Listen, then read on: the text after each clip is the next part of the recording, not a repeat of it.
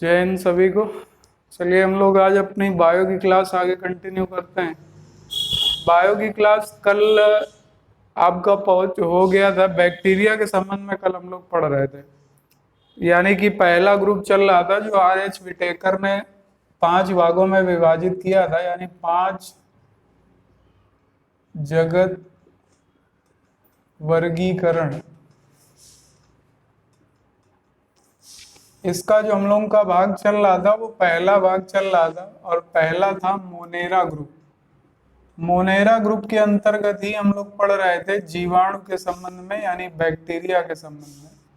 और बैक्टीरिया के संबंध में हम लोगों ने पढ़ा कि अगर आकार होगा तो हम उसे किस नाम से बताएंगे। यानी अगर किसी जीवाणु का कोई आकार दे दिया गया, मान लीजिए आपसे पूछ लिया गया लैक्टोबैसिलस जीवाणु का आकार क्या होगा, तो जो 4 बताए थे वो 4 आप बिल्कुल ध्यान से याद कर लीजिएगा, क्योंकि नेक्स्ट लेवल क्वेश्चन यही बनते हैं कि जीवाणु का आकार कैसा होगा। तो उस संबंध में हम लोग बात कर चुके थे। इसके बाद जीवाणुओं के संबंध में यानी बैक्टीरिया के संबंध में हम लोग एक बात और कर चुके थे कि कौन से जीवाणु कहाँ पर प्रयोग लिए जाते हैं। यानी हम लोग चल रहे थे टॉपिक अनुप्रयोग में कि जीवाणुओं का अनुप्रयोग क्या है। तो अनुप्रयोग समझ रहे थे, जिसमें पहला अनुप्रयोग हम लोग समझे थे कि दूध से दही बनाने में कौन सा जीवाणु। तो दूध से दही बनाने में हम लोगों ने पढ़ा था लैक्टोबैसिलस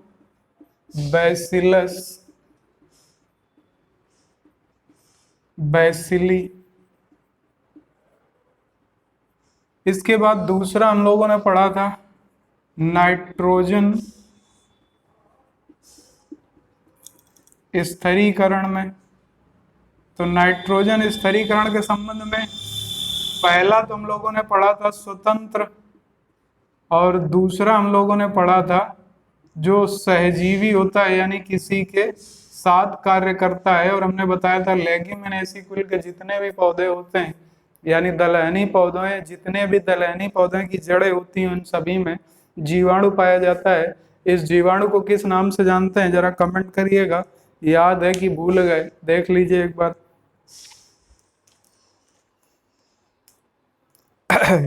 जल्दी से कमेंट करिएगा।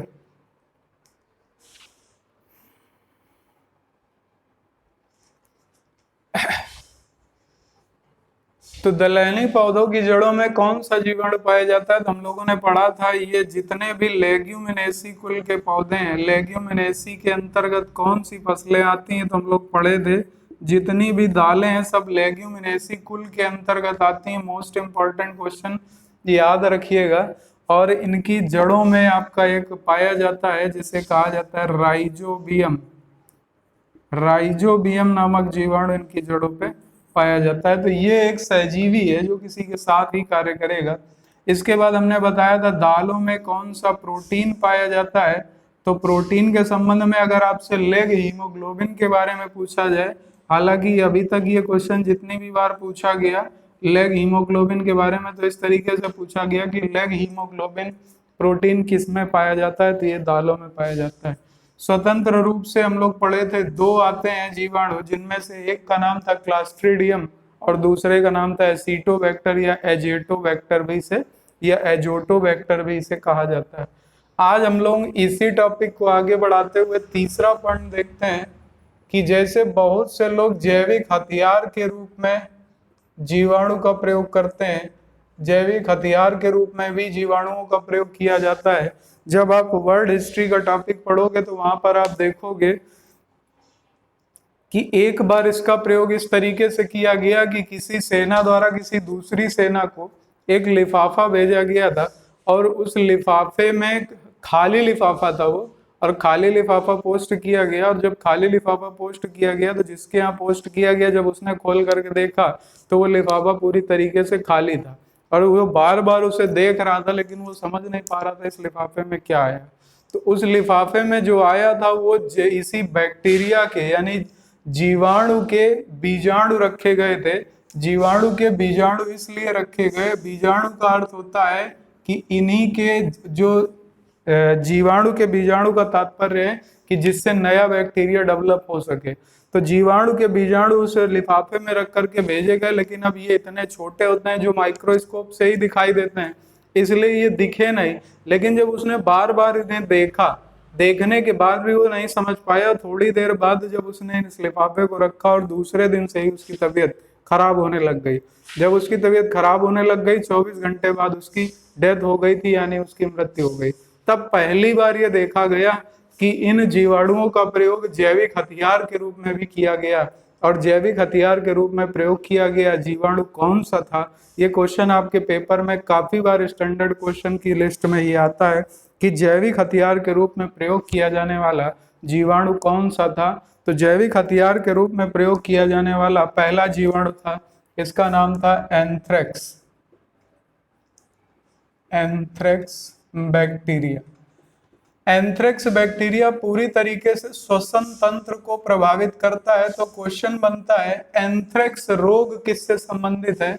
इसी बैक्टीरिया के नाम पर ही इस रोग का नाम भी पड़ गया और इस रोग को कहा जाने लगा एंथ्रेक्स रोग। तो कई बार क्वेश्चन इस तरीके से भी पूछ लिया गया कि एंथ्रेक्स रोग में मानव शरीर का कौन सा तंत्र प्रभावित होता है? तो श्वसन तंत्र प्रभावित होता है, क्योंकि श्वसन तंत्र मुख्य रूप से एंथ्रेक्स बैक्टीरिया द्वारा पूरी तरीके से व्यक्ति के फेफड़े को प्रभावित करता है और व्यक्ति के फेफड़े में जाकर के ये बीजाणु पहुंच जाता है और बीजाणु वहां से अपना गुणन करने लगता है। अभी ये भी देखेंगे कि इनका गुणन यानी जनन का आधार क्या है, वो भी अभी आगे देखा जाएगा।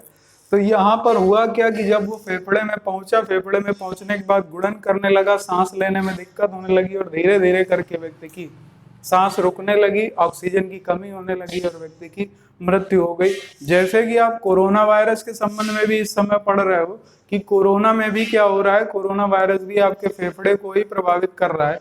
अभी आप ये भी नहीं इसमें पुष्टि हो पाई कि इसे जैविक हथियार के रूप में प्रयोग किया गया या ये वायरस, क्योंकि ये वायरस है, तो क्या ये वायरस गलती से निकल गया? तो ये सारी चीजें अभी आगे देखी जाएंगी। तो जैविक हथियार के रूप में प्रयोग किया गया पहला बैक्टीरिया कौन सा था? एंथ्रेक्स था। ये किसको प्रभावित करता है? श्वसन तंत्र को। एंथ्रेक्स रोग किससे संबंधित है? श्वसन तंत्र से संबंधित है। तो ये भी आप लोगों को ध्यान रखना चाहिए। इसके बाद अगली बात आ जाती है, क्वेश्चन पूछने लगता है कि इटली में आप लोगों ने रक्त वर्षा के संबंध में सुना होगा कि रक्त वर्षा कहाँ पर होती है? तो ये इटली में होती है रक्त वर्षा। तो चौथा पॉइंट लिखिएगा, रक्त वर्षा के लिए, रक्त वर्षा के लिए। रक्त वर्षा यानी ब्लडी या ब्लड रेन के नाम से इसे जाना जाता है। जीके का क्वेश्चन है कहाँ पर होती है? ये इटली में होती है। जब वर्ल्ड ज्योग्राफी का टर्म आप पढ़ोगे वहां पर हम आपको बताएंगे कि रेत उड़ती है और रेत उड़ करके जब इटली पहुंचती है तो वहां इसे रक्त वर्षा के नाम से जाना जाता है। रक्त वर्षा के लिए कौन सा उत्तरदायी होता है? बैक्टीरिया भी एक रक्त वर्षा के लिए उत्तरदायी है।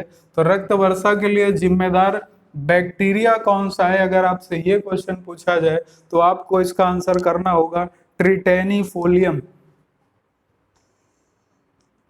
ट्रिटेनिफोलियम। ट्रिटेनिफोलियम एक बैक्टीरिया है जो रक्त वर्षा के लिए उत्तरदायी है। तो ये भी पॉइंट याद रखिएगा कि रक्त वर्षा के लिए कौन सा उत्तरदायी होता है? तो रक्त वर्षा के लिए उत्तरदायी होता है ट्रिटेनिफोलियम। अब ये ट्रिटेनिफोलियम कैसे काम करता है? देखिए, इसके जो बीजाणु होते हैं, जब ये बीजाणु वर्षा के समय यानी जल, तो क्या होगा? H2O। जब ये H2O के साथ क्रिया करते हैं तो H2O के साथ क्रिया होने के बाद ये तेजी से इस बैक्टीरिया के रूप में कन्वर्ट होने लगते हैं। और जब ये बीजाणु से जीवाणु के रूप में कन्वर्ट होने लग जाते हैं यानी विकसित रूप में आने लग जाते हैं तो इनका रंग लाल हो जाता है। इसलिए रक्त वर्षा के लिए कौन से जीवाणु उत्तरदायी हैं? तो यहाँ से ये क्वेश्चन भी आपको याद रखना चाहिए कि इसके लिए कौन से जीवाणु उत्तरदायी हैं। इसके बाद अगला क्वेश्चन आपसे पूछा जा सकता है, जैसे फूड पॉइजनिंग यानी भोजन विषाक्तता के लिए कौन सा जीवाणु उत्तरदायी? तो अगली हेडिंग डाल दीजिएगा, भोजन विषाक्तता।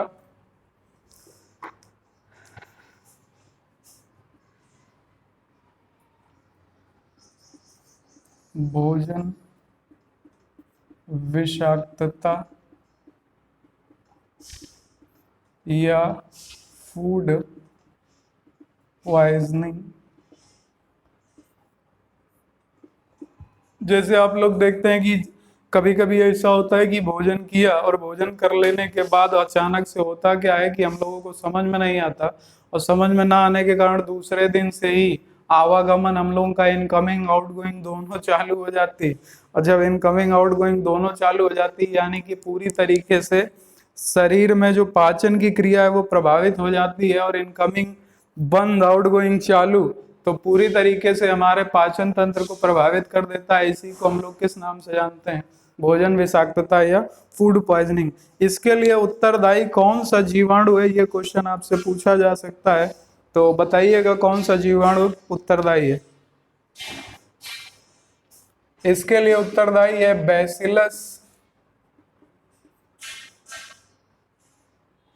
थूजिएंसिस। बैसिलस थूजिएंसिस या थ्रूजिएंसिस भी इसे कहा जा सकता है, नामक जीवाणु भोजन की विषाक्तता के लिए उत्तरदायी होता है, जो पाचन तंत्र को प्रभावित कर देता है। इससे आपसे क्वेश्चन यह भी पूछा जा सकता है कि भोजन विषाक्तता को या पाचन तंत्र को प्रभावित करने वाला जीवाणु निम्न में से कौन है? तो आपका हो जाएगा बैसिलस थ्रूजिएंसिस बैक्टीरिया। तो नोट कर लीजिएगा इसको। इसके बाद अगला हम लोग देख लेते हैं छठा क्वेश्चन। जैसे आप लोगों ने देखा होगा कि बीटी कॉटन या बीटी कपास के बारे में आप लोगों ने सुना होगा। तो बीटी कपास, बीटी कपास में एक कीड़ा पाया जाता है, जिस कीड़े को खत्म कर, यानी कपास में एक कीड़ा पाया जाता है, मुख्य रूप से कपास में कीड़ा पाया जाता है। इस कीड़े को खत्म करने के लिए इस बैक्टीरिया का यूज करते हैं, जिसके कारण इसका नाम पड़ गया बीटी कपास। यानी साधारणतया अगर आप कपास देखोगे तो कपास में एक कीड़ा पाया जाता है, जो कीड़ा कपास की फसल को समाप्त कर देता है। अब कुछ बैक्टीरिया का संकरण करा दिया गया इस कपास की फसल के साथ, और बैक्टीरिया का जब कपास की फसल के साथ संकरण हुआ तो इस कपास को कहा जाने लगा बीटी कपास, जिसके कारण इसकी उत्पादकता बढ़ गई और इसमें इस तरीके के कीड़े जो थे वो प्रभावित नहीं कर पाए इस फसल को, इसलिए इसे बीटी कपास के नाम से जाना जाने लगा। अब यहाँ पर अगली बात आती है कि बीटी का फुल फॉर्म क्या है? बीटी का फुल फॉर्म यहाँ पर क्या लिया जाएगा? तो बताइएगा बीटी का फुल फॉर्म क्या लिया जाएगा?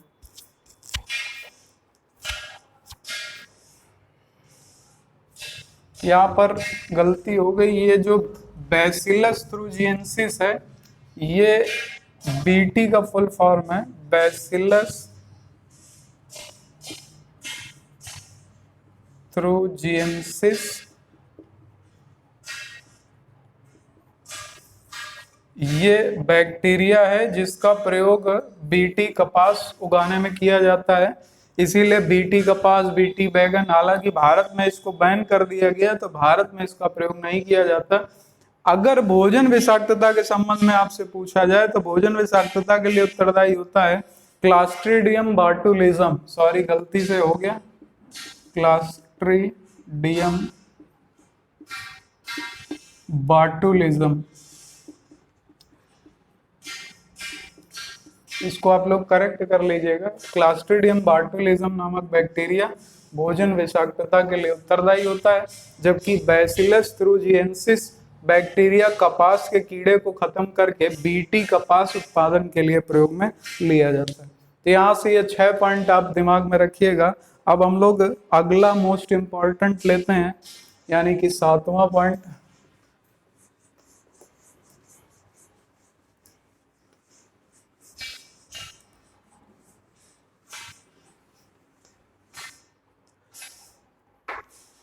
आपसे एक क्वेश्चन इस तरीके से पूछा जा सकता है कि मानव मित्र जीवाणु किसे कहा जाता है?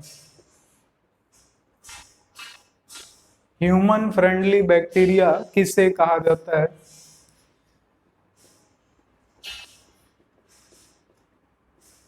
ह्यूमन फ्रेंडली बैक्टीरिया, मानव मित्र जीवाणु किसे कहा जाता है? अब आप सोच रहे होंगे कि बैक्टीरिया क्या मानव मित्र हो सकता है? बिल्कुल होता है। एक बैक्टीरिया है ऐसा जिसे मानव मित्र कहा जाता है। इसके संबंध में लगातार क्वेश्चन पूछे जा रहे हैं आपके, रेलवे ने इसको पूछा हुआ है कई बार। मानव मित्र जीवाणु के नाम से नहीं पूछा, लेकिन इसका जो आगे एक्सप्लेनेशन हम करने वाले हैं उससे क्वेश्चन आपके बने। तो ये क्वेश्चन भी आपके लिए इंपॉर्टेंट हो जाता है। मानव मित्र जीवाणु कौन सा है? तो इस जीवाणु का नाम है ई कोलाई। ई कोलाई नाम का जो बैक्टीरिया है इसे मानव मित्र जीवाणु कहा जाता है। ऐसा क्यों कहा जाता है? क्योंकि ये बैक्टीरिया मानव शरीर में ही पाया जाता है। मानव शरीर में पाया जाता है। कहाँ पर पाया जाता है अगर आपसे पूछा जाए तो ये मानव शरीर की छोटी आंत में पाया जाता है। मानव शरीर की छोटी आंत में इसका पाया जाता। तो आपसे क्वेश्चन पूछा जा सकता है मानव शरीर की छोटी आंत में कौन सा बैक्टीरिया पाया जाता है? तो वो ई कोलाई पाया जाता है और ये मानव मित्र जीवाणु है। अब मानव मित्र जीवाणु क्यों है? क्योंकि आपके शरीर में जब भी विटामिन B12 के पाचन की क्रिया होती है तो B12 का पाचन मुख्य रूप से कौन करता है? तो ये ई कोलाई द्वारा ही किया जाता है। तो B12 का पाचन या B12 का संश्लेषण किसके द्वारा किया जाता है? ई कोलाई नामक जीवाणु के द्वारा किया जाता है। इसी के साथ अगर आप लोग ध्यान से समझें तो जो ई कोलाई बैक्टीरिया होता है इसका एक प्रयोग और किया जाता है। इसका अगला प्रयोग यहाँ पर होता है कि जो ई कोलाई नाम का जीवाणु है, आपने कई बार देखा होगा कि कुछ लोगों में एक हार्मोन स्रावित होता है। इस हार्मोन को बोलते हैं इंसुलिन। जब मानव शरीर में इंसुलिन हार्मोन स्रावित होना कम हो जाता है तो एक डिसीज हो जाती है जिसको डायबिटीज या मधुमेह के नाम से जाना जाता है। आप सबको मालूम है कि अग्नाशय की बीटा कोशिकाओं से ये स्रावित होता है। पिछले टर्म में हम पढ़ा चुके हैं कि अग्नाशय की लैंगरहैंस दीपिका की बीटा कोशिकाओं से इंसुलिन हार्मोन स्रावित होता है। यदि ये नियमित रूप से स्रावित हो रहा है तो शुगर की मात्रा कंट्रोल रहेगी, लेकिन अगर कम हो गया तो डायबिटीज हो जाता है। लेकिन जब व्यक्ति में डायबिटीज हो जाता है या मधुमेह हो जाता है तो इसके बाद इसमें इंजेक्शन लगाए जाते हैं, यानी लोग इंसुलिन की गोलियां या इंसुलिन के इंजेक्शन का प्रयोग करने लगते हैं। तो जो कृत्रिम इंसुलिन बनाया जाता है, यानी कृत्रिम रूप से जो इंजेक्शन या टेबलेट बनाई जाती हैं, तो क्वेश्चन पूछा जाने लगा कि कृत्रिम इंसुलिन किससे बनाया जाता है? ये कृत्रिम इंसुलिन जो बनाया जाता है ये इसी ई कोलाई नामक जीवाणु से बनाया जाता है। इसीलिए इसको एक नाम दे दिया गया कृत्रिम इंसुलिन या आर्टिफिशियल इंसुलिन। इसे एक नाम दिया गया और इसे ह्यूमलिन कहा जाने लगा।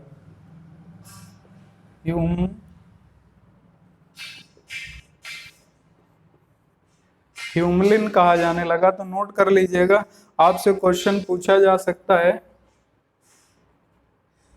क्वेश्चन ये पूछा जाएगा कि कृत्रिम इंसुलिन बनाने में किस जीवाणु का प्रयोग करते हैं? तो कृत्रिम रूप से इंसुलिन बनाने में या कृत्रिम इंसुलिन बनाने में ह्यूमलिन नामक कृत्रिम इंसुलिन बनाने में ई कोलाई नामक जीवाणु का प्रयोग करते हैं। कृत्रिम इंसुलिन को किस नाम से जाना जाता है? तो इसे ह्यूमलिन के नाम से जाना जाता है। नोट कर लीजिएगा, काफी अच्छे क्वेश्चन है। ये आपको डीप में जा करके हम बता रहे हैं, इसलिए बता रहे हैं क्योंकि क्वेश्चन आपका किसी भी तरीके से एनटीपीसी, ग्रुप डी या कोई भी एग्जाम, यहाँ तक कि यूपीएससी, यूपीपीएससी, कोई भी एग्जाम हो XYZ, कहीं पर भी आपको इससे ज्यादा कभी नहीं पूछेगा, क्योंकि यहाँ तक जानकारियां ही बहुत कम लोगों को है। तो इसलिए यहाँ से क्वेश्चन बनते हैं लेकिन यहाँ तक हम लोग पहुंच नहीं पाते। तो इसको नोट कर लीजिएगा, फिर हम इसके आगे का पॉइंट बताएं।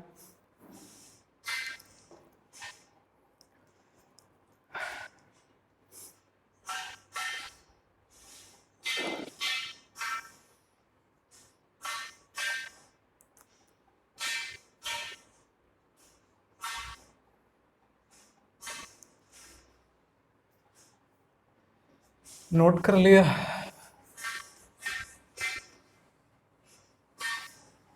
अनुप्रयोग आपको उम्मीद है समझ में आ गए होंगे।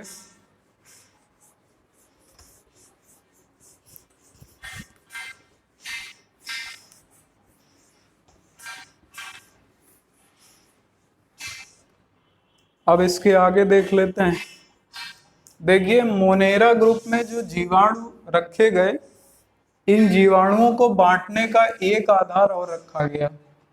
एक को कहा जाता है यानी दो आधार, इनके दो आधार पर इन्हें बांटा गया। एक को नाम दे दिया गया आर्कियोबैक्टीरिया, जीवाणु जो था यानी बैक्टीरिया जो था, इसे दो आधार पर भी डिवाइड कर दिया गया। एक था आपका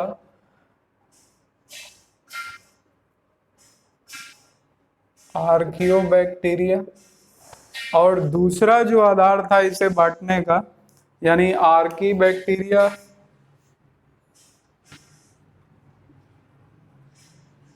और दूसरा जिसे बांटा गया यानी दो आधार पर बांटा गया, दूसरे को कहा जाता है यू बैक्टीरिया।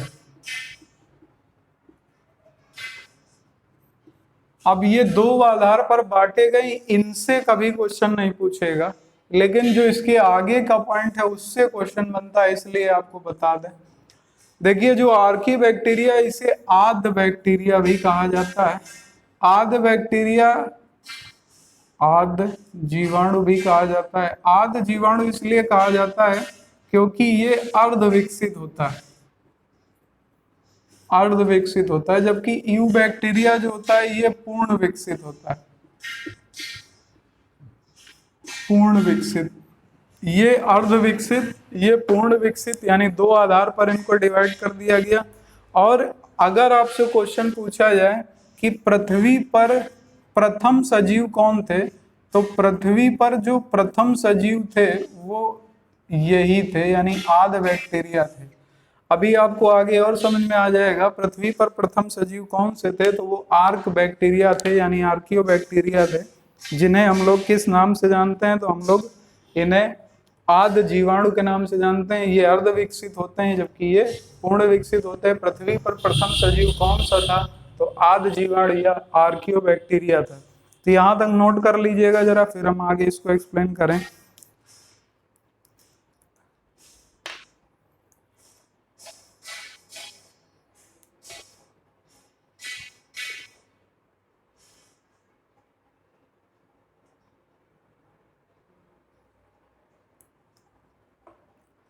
अब अगली बात यहाँ से ये आती है कि आपसे क्वेश्चन ये भी पूछा जा सकता है कि जब पृथ्वी पर प्रथम सजीव ये थे तो इन्हें क्या कहा जाता है, तो इन्हें कहा जाता है, अगर आपसे कभी क्वेश्चन पूछा जाए कि जैसे अर्ध पृथ्वी पर पाए गए प्रथम सजीव तो आपके आर्क बैक्टीरिया थे, जबकि इन्हें क्या कहा जाएगा, तो ये अर्ध विकसित थे, इसलिए इन्हें जीवाणु कुछ समय तक नहीं माना गया।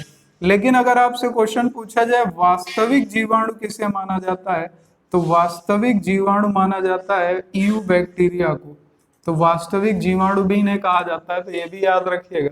इसके बाद अगली बात आपसे आएगी कि विषम परिस्थितियों में जो जीवाणु पाए जाते हैं उन्हें किस नाम से जानते हैं। तो जो आपके आर्क बैक्टीरिया हैं यानी आद्य जीवाणु है, इन्हें हमेशा विषम परिस्थिति में देखा गया है, यानी जहां पर भी विषम परिस्थितियां होती हैं वहां पर ये पाए जाते हैं, आपके विषम परिस्थिति में पाए जाते हैं। जबकि ये जो होंगे ये अनुकूल परिस्थिति में पाए जाएंगे।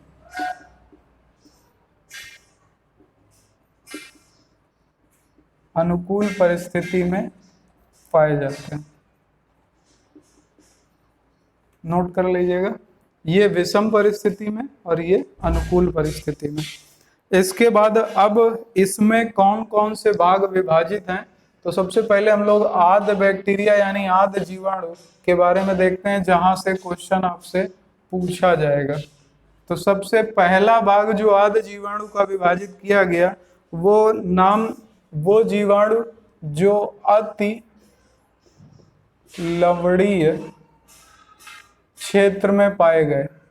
अति लवणीय क्षेत्र का मतलब होता है हेलाइन क्षेत्र, यानी जहां पर मृदा में मुख्य रूप से आपकी लवणता, आप बोल सकते हो कि यहाँ पर लवणता सबसे ज्यादा पाई जाती है। जिन क्षेत्रों में लवणता अधिक होती है वहां पर जो बैक्टीरिया पाया गया वो आद जीवाणु था और उसका नाम क्या है, तो अति लवणीय क्षेत्रों में जो बैक्टीरिया पाया गया इन्हें कहा जाता है हेलोफिलस। हेलोफिलस, हेलोफिलस के नाम से इन्हें जाना जाता है। तो हेलोफिलस बैक्टीरिया आपसे पूछा जाएगा कहाँ पर पाया जाता है, तो हेलोफिलस बैक्टीरिया अति लवणीय क्षेत्र में पाया जाता है। अब आपसे क्वेश्चन पूछ लिया जाए कि अति ताप वाले क्षेत्र में या अति अति ताप या अति अम्लीय, अति वर्षा या झरने के आसपास, इन क्षेत्रों में जो बैक्टीरिया पाया जाता है वो कौन सा होगा? अति ताप, अति अम्लीयता, अति वर्षा, या आपसे पूछा जा सकता है कि झरने वाले क्षेत्रों में कौन से बैक्टीरिया पाए जाते हैं, तो इन्हें कहा जाता है थर्मो एसिडोफिलस। थर्मो एसिडोफिलस,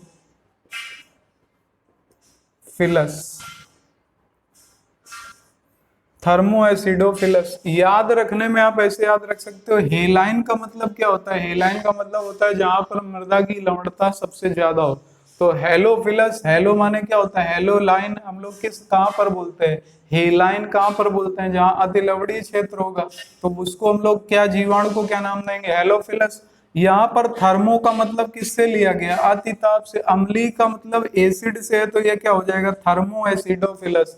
आपको इनके नाम जरूर याद रखने, बाकी चाहे आप कुछ भी चीज याद रहे ना रहे, लेकिन इनके नाम जरूर याद रखिएगा। ये क्वेश्चन बनते हैं कि अति लवणीय क्षेत्र में बैक्टीरिया हेलोफिलस, अति अम्लीय या अति ताप वाले क्षेत्रों में एसिडोफिलस बैक्टीरिया। इसके बाद एक क्वेश्चन यहीं से और बनता है तीसरा कि दलदली क्षेत्र में, दलदली क्षेत्र का मतलब आप ले सकते हो जैसे कक्ष का रण का क्षेत्र है। कक्ष का रण जो गुजरात में स्थित है, दलदली क्षेत्र इस तरीके के, जैसे सुंदरबन में भी दलदली क्षेत्र है। तो जहां जहां पर दलदली क्षेत्र होंगे वहां पर कौन सा बैक्टीरिया पाया जाएगा या उसे किस नाम से जाना जाता है? तो जो दलदली क्षेत्र में बैक्टीरिया पाए जाते हैं उन्हें कहा जाता है मेथेनोजेन। मेथेनोजेन, मेथेनोजेन इन्हें क्यों कहा जाता है? बात ये आती है। आपसे क्वेश्चन साइंस में और पूछा जाता है, साइंस में ये क्वेश्चन पूछा गया कि दलदली क्षेत्र में निकलने वाली गैस कौन सी होती है? दलदली क्षेत्र में कौन सी गैस निकलती है? तो दलदली क्षेत्र में जो आपकी गैस निकलती है वो होती है मेथेन। वो मेथेन गैस उत्पन्न कहाँ से होती है? तो वो मेथेनोजेन जो बैक्टीरिया है उसी से उत्पन्न होती है। यहीं से आपसे दलदली क्षेत्र के अलावा अगर आपसे पूछ ले गोबर में कौन सी, गोबर में कौन सा बैक्टीरिया पाया जाएगा, तो गोबर में भी आपका मेथेनोजन पाया जाएगा, क्योंकि गोबर में भी जो गैस उत्पन्न होती है वो मेथेन गैस होती है। अगर आपसे क्वेश्चन पूछ लिया जाए जुगाली करने वाले, जैसे बहुत से जानवरों को आपने देखा होगा वो जुगाली करते हुए आपको दिखाएंगे, यानी कि उनका मुंह चल, भोजन पहले पूरा अंदर कर लेंगे, इसके बाद उनका मुंह चलना शुरू होता है। जब उनका मुंह चलना शुरू होता है तो आपने देखा होगा मुंह पे काफी सारा झाग आ जाता है। तो क्वेश्चन पूछा जाता है कि जुगाली करने वाले जानवरों में, अगर आपसे पूछ लिया जाए कि जुगाली करने वाले जानवरों में, जुगाली करने वाले जानवरों में कौन सी गैस उत्पन्न होती है, तो वो मेथेन होती है। और मेथेन गैस तभी उत्पन्न होगी जब वहां पर बैक्टीरिया पाया जाएगा मेथेनोजेन। तो गोबर में कौन सा जीवाणु? मेथेनोजेन। दलदली क्षेत्र में मेथेनोजेन, और जुगाली करने वाले जानवरों में भी बैक्टीरिया मेथेनोजेन। और जो गैस निकलेगी वो कौन सी होगी? मेथेन गैस होगी। उम्मीद है आपको समझ में आ गया होगा, अगर ना आया हो तो कमेंट जरूर कर दीजिएगा। अब बात आती है कि जो जानवर जुगाली करते हैं उनमें कौन सी ऐसी खास बात है जो वो भोजन को अंदर कर लेते हैं, और अंदर करने के बाद दोबारा से आपने देखा होगा कि दोबारा से भोजन के कुछ पैकेट के तरीके मुंह पे आते हैं और फिर वो पूरी तरीके से, तो ऐसा मानव नहीं कर पाता। मानव क्यों नहीं कर पाता? क्योंकि मानव में आमाशय जो होता है वो आमाशय की संख्या मानव में सिर्फ एक होती है, लेकिन जो जुगाली करने वाले जितने भी जानवर जुगाली करते हैं इनमें याद रखिएगा हमेशा जो आमाशय होंगे जुगाली करने वाले जानवरों में, आमाशय की संख्या 2 होती है।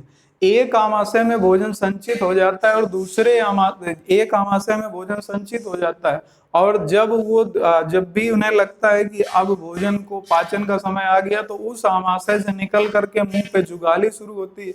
इसके बाद वो पाचन होने के पश्चात दूसरे आमाशय में पहुंचने लगता है। तो याद रखिएगा, जुगाली करने वाले जितने भी जानवर होंगे उनमें आमाशय दो होते हैं, और जिनमें भी दो आमाशय होते हैं, जिनमें भी दो आमाशय होंगे उनको क्या नाम दिया जाएगा? नोट करिएगा, जिनमें भी दो आमाशय यानी जिन जानवरों में दो आमाशय हो या जो जानवर जुगाली करता हो उसमें दो आमाशय पाए जाते हैं, उसे किस नाम से जाना जाता है?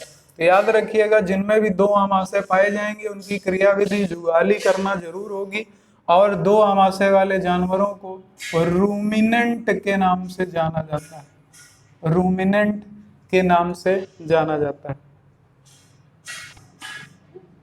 रूमिनेंट के नाम से जाना जाता है। नोट कर लीजिएगा, ये काफी बार क्वेश्चन आपके जो क्लास में, ऑफलाइन क्लास में रह जाते हैं, वो क्वेश्चन भी हम आपके करवा दे रहे कि जुगाली करने वाले जानवरों में मुख्य रूप से कितने आमाशय होंगे? तो दो होंगे, और इस प्रकार के जानवरों को रूमिनेंट कहा जाता है। अगर आपसे क्वेश्चन पूछा जाए, या मान लीजिए हमने एक क्वेश्चन बना दिया कि रूमिनेंट जीव किन्हें कहा जाएगा? जिनमें दो पाचन तंत्र हों, जिनमें दो आमाशय हों, जिनमें दो फेफड़े, जिनमें चार फेफड़े हों, या जिनमें चार किडनियां हो। इस तरीके से क्वेश्चन बनाया जाए तो आपको याद रखना है, जिनमें दो आमाशय हो उन्हें क्या कहा जाएगा?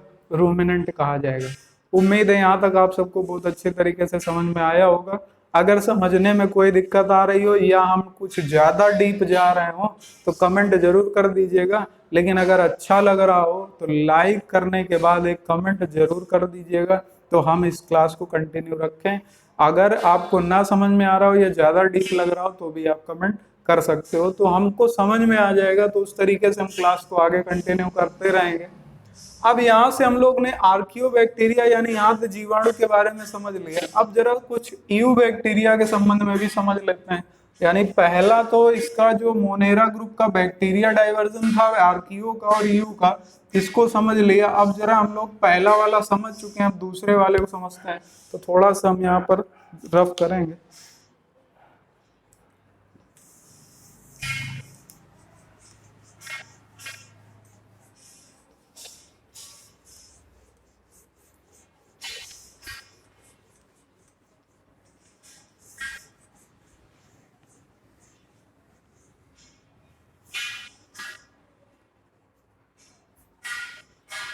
अब हम लोग देखते हैं ईयू बैक्टीरिया के बारे में।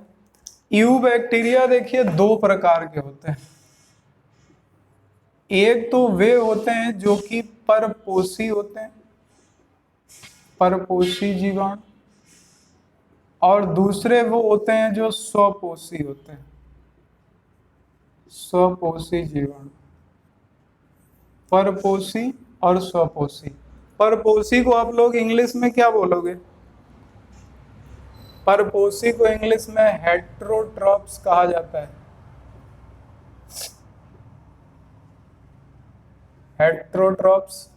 और स्वपोषी को क्या कहा जाएगा बताइए? स्वपोषी को ऑटोट्रॉप्स कहा जाता है।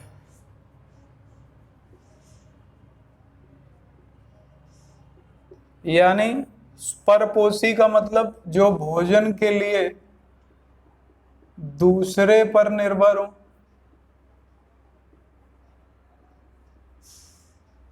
दूसरे पर निर्भर हो, और जो अपना भोजन स्वयं बनाते हो। तो यहाँ पर स्वपोषी और परपोषी की बात है। अभी पादप जगत में भी बहुत सारी बातें आएंगी इनके संबंध में, तो नोट कर लीजिएगा। दो भागों में विभाजित किया गया इनको, पहला परपोषी और दूसरा स्वपोषी। अब अगली बात जो आती है, परपोषी के अंतर्गत कौन कौन से आएंगे? तो परपोषी के अंतर्गत आप लोगों को ज्यादा कुछ नहीं पढ़ना। परपोषी के अंतर्गत वो जीवाणु आते हैं जितने भी जीवाणु किसी रोग के लिए उत्तरदायी होते हैं या जो मानव शरीर के भीतर पाए जाते हैं या जो मानव शरीर को प्रभावित करते हैं। तो यहाँ से आपको ज्यादा याद करने का, दिमाग नहीं लगाने की जरूरत। जितने भी जंतुओं में पाए जाएंगे, तो जंतुओं में पाए जाने वाले जो बैक्टीरिया होंगे वो सब परपोषी होते हैं, हेट्रोट्रॉप्स होते हैं। क्योंकि अगर ये शरीर के अंतर ये अपना भोजन स्वयं नहीं बना पाते, या आप ये भी कह सकते हो कि ये मानव शरीर में या किसी जंतु में पाए जाते हैं जहां से इनका भोजन प्राप्त होता है या इनको भोजन मिलता है, ये अपना भोजन स्वयं नहीं बना पाते। तो यहाँ से ये याद रखना कि परपोषी कौन से होंगे, जो भोजन के लिए जंतुओं पर निर्भर होते हैं। इस तरीके के बहुत से बैक्टीरिया, जैसे अभी आपने पढ़ा था भोजन विषाक्तता के लिए ई कोलाई वगैरह वगैरह, ये सारे बैक्टीरिया कैसे होंगे, तो ये सारे बैक्टीरिया आपके यू बैक्टीरिया पूर्ण विकसित हैं। और ये किस प्रकार के अंतर्गत आएंगे, ये हेट्रोट्रॉप्स होंगे, यानी परपोषी जीवाणु होंगे जो भोजन के लिए दूसरों पर निर्भर होंगे। अब जो दूसरा टॉपिक इसमें आता है वो मोस्ट इंपॉर्टेंट है, और स्वपोषी के अंतर्गत वे जीवाणु आएंगे जो कि भोजन स्वयं बनाते हो। और अपना भोजन स्वयं बनाने वाले जीवाणुओं के अंतर्गत आप लोग नाम लिखते हो किसका, साइनो बैक्टीरिया। साइनो बैक्टीरिया जो है आपका, ये क्या करता है, प्रकाश संश्लेषण की क्रिया इसमें होती है, और प्रकाश संश्लेषण के माध्यम से ही ये अपना भोजन बनाता है। इसी को आप एक नाम देते हो नील हरित शैवाल। इसके नाम के आगे शैवाल वर्ड तो लगा है, लेकिन ये एक बैक्टीरिया होता है, इसे साइनो बैक्टीरिया के नाम से जाना जाता है। साइनो क्यों कहा जाता है, जहां कहीं पर भी नीला और हरा रंग कंबाइंड रूप से आ जाता है उस वहां पर साइनो वर्ड लिखा जाने लगता है। तो जहां पर नीला और हरा रंग सम्मिलित रूप से प्रयोग हो, वहां वर्ड में साइनो वर्ड लगाया जाने लगता है। इसलिए यहाँ पर नील और हरित दो वर्ड लगे हुए, इसलिए इसे साइनो के नाम से जाना जाता है। तो ये शैवाल नहीं है, ये साइनो बैक्टीरिया है जो प्रकाश संश्लेषण की क्रिया करता है। और आपको मालूम है जितने भी पादप प्रकाश संश्लेषण की क्रिया करते हैं वो सभी भोजन के लिए आत्मनिर्भर हैं, किसी दूसरे के ऊपर निर्भर नहीं है। इसलिए वो कैसे होंगे, तो वो स्वपोषी होंगे। यहाँ तक नोट कर लीजिएगा। अब इनके उदाहरण के संबंध में आपसे बात करें तो उदाहरण के तौर पर आप यहाँ पर ले सकते हो साइनोबैक्टीरिया यानी नील हरित शैवालों में, जैसे आपका नॉस्टॉक एक बैक्टीरिया है जो नील हरित शैवाल का ही उदाहरण है, नॉस्टॉक। इसी का उदाहरण ले सकते हो एनाबीना, ये भी एक प्रकार का आपका नील हरित शैवाल का ही उदाहरण है एनाबीना, ये भी आपका नील हरित। इसके बाद आप जैसे अभी पढ़ चुके हो राइजोबियम, ये भी आपका नील हरित शैवाल का ही उदाहरण है जो नाइट्रोजन का स्थिरीकरण करता है। तो ये सारी चीजें आपको उम्मीद है याद रखनी होगी, नोट कर लीजिएगा।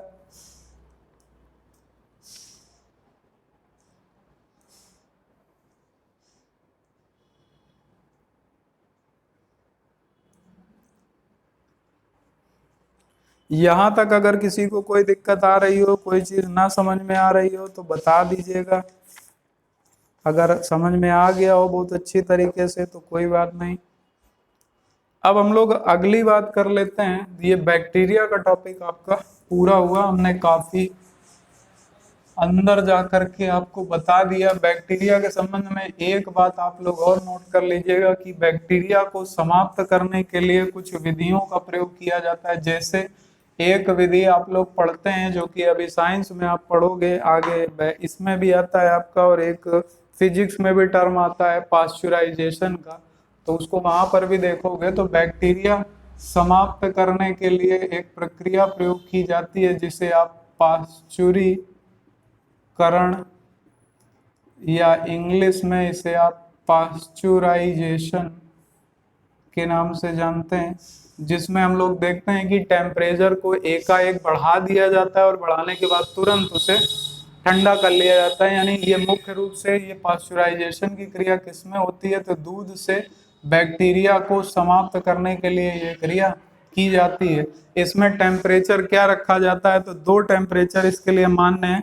एक टेम्परेचर आपका 71 दशमलव समथिंग होता है, हम मान सकते हैं 72 डिग्री सेंटीग्रेड ताप पर यानी टेम्परेचर दिया जाता है, और इसके बाद इसे 72 डिग्री सेंटीग्रेड पर कितने समय के लिए गर्म किया जाता है। तो अगर टेम्परेचर ज्यादा होगा तो सीधी सी बात है समय कम रहेगा, यानी कितना रहेगा, तो 15 सेकंड रहेगा।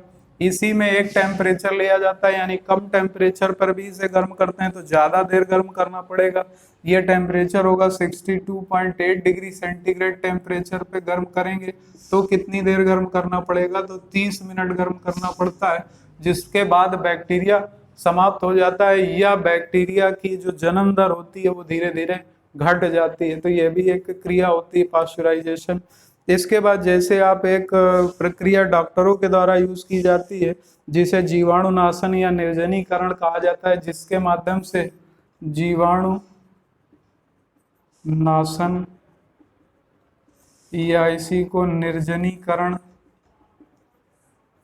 कहा जाता है। डॉक्टर इसका प्रयोग करते हैं, आपने देखा होगा इंजेक्शन के लगाने के पहले या अपने कोई भी प्रयोग या अपना कोई भी काम करने के पहले वो कुछ खास तरीके के लिक्विड से या कुछ खास तरीके के उनके इक्विपमेंट होते हैं जिसमें जो भी उनके पात्र हैं या जो भी उनके काम करने के औजार हैं उन सभी को निर्जनीकरण करने किया जाता है, क्योंकि हो सकता है उनमें जीवाणु हो, तो उनको जीवाणु रहित करने के लिए ये प्रक्रिया जीवाणुनाशन या निर्जलीकरण की जाती है। तो यहाँ से एक ये भी है जिसे इंग्लिश में स्टरलाइजेशन के नाम से जाना जाता है। स्टरलाइजेशन के नाम से जाना जाता है। ये प्रक्रिया डॉक्टरों द्वारा मुख्य रूप से औजारों को जीवाणु रहित करने में प्रयोग की जाती है। तो ये भी एक पॉइंट आप लोग चाहें तो नोट कर लें। इसके बाद इसमें किया क्या जाता है, तो इसमें 110 से 120 डिग्री सेंटीग्रेड तक टेम्परेचर दे दिया जाता है। तो इसमें 110 से 120 डिग्री सेंटीग्रेड टेम्परेचर दे करके किसी भी औजार को या किसी भी, मान लीजिए कि जैसे आपका ओवन है, इसी तरीके के उनके भी अपने इक्विपमेंट होते हैं जिसमें वो जो प्रयोग करने वाले औजार हैं उनको रख दिया जाता है और कुछ समय के लिए गर्म कर दिया जाता है 110 से 120 डिग्री टेम्परेचर पे, जिसके बाद वो निर्जनीकरण हो जाते हैं, यानी अगर वो बैक्टीरिया है उसमें तो वो बैक्टीरिया लेस हो जाते हैं। और ये क्रिया कितने समय की जाती है, तो ये 15 मिनट के लिए की जाती है। तो ये स्टरलाइजेशन कहलाती है। तो ये भी एक पॉइंट आपको याद रखना चाहिए। उम्मीद है आपको समझ में आ गया होगा। इसी के बाद एक क्वेश्चन आपसे कई बार पूछा गया कि लाल सागर का रंग नोट डाल के लिख लीजिएगा, लाल सागर का रंग लाल क्यों होता है। ये क्वेश्चन भी कई बार आपसे कुछ लोगों ने भी पूछा होगा, कई बार परीक्षा में भी पूछा गया कि लाल सागर का रंग लाल क्यों होता है। तो लाल सागर का रंग लाल होने का मुख्य कारण होता है कि इसमें एक साइनोबैक्टीरिया पाया जाता है, यानी नील हरित शैवाल पाया जाता है। तो वो कौन सा साइनोबैक्टीरिया है जिसके कारण ये लाल दिखाई देता है। तो इस साइनोबैक्टीरिया का नाम आप लोग जरूर याद रखिएगा, कई बार परीक्षाओं में पूछा जा सका कि लाल सागर का रंग लाल दिखाई देता है ट्राइकोडेस्मियम इरीथ्रियम नामक, ट्राइकोडेस्मियम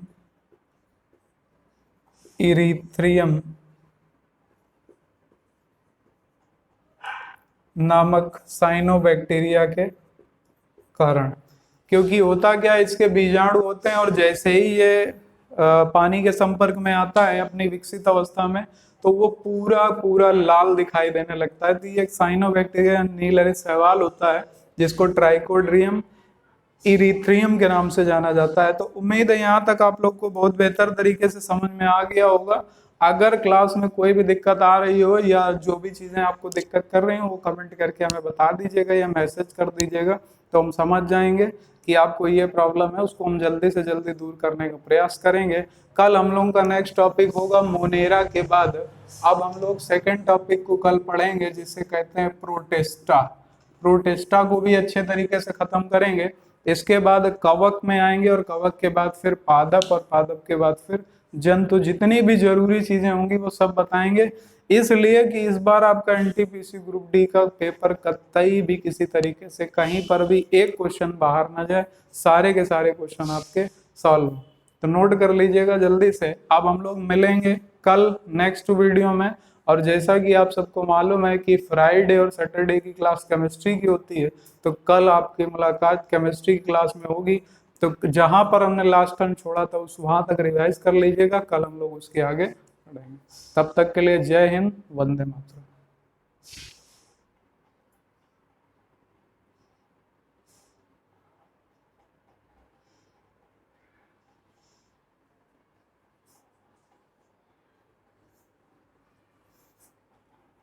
क्या हुआ?